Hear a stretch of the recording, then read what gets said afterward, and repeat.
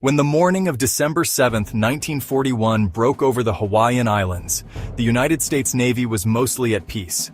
Its battleships lay anchored in Pearl Harbor, quiet under the rising sun. That peace shattered in minutes when Japanese aircraft roared in, bombs and torpedoes striking the fleet.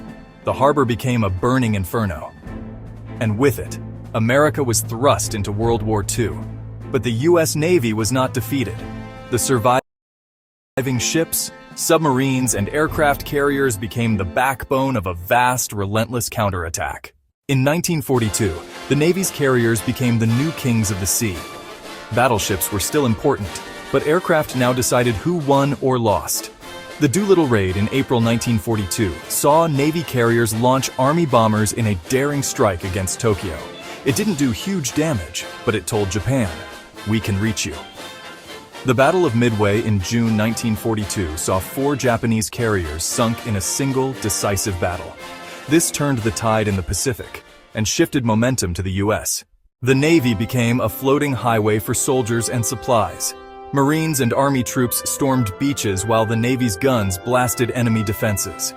Guadalcanal was the first major Allied offensive in the Pacific, a brutal months-long naval and ground struggle. Island hopping from 1943 to 45. Places like Tarawa, Saipan, Iwo Jima, and Okinawa became stepping stones toward Japan. Each island was bought with blood, but brought American bombers closer to Japan. While the Pacific was the Navy's biggest stage, it also fought in the Atlantic. Convoys escorted by U.S. destroyers braved U-boat-infested waters to bring supplies to Britain and the Soviet Union. The Navy supported the D-Day landings in June 1944, with thousands of ships bombarding the French coast and landing Allied troops. By 1945, the U.S. Navy was the largest and most powerful fleet in history. Massive task forces ringed Japan's waters, launching wave after wave of airstrikes.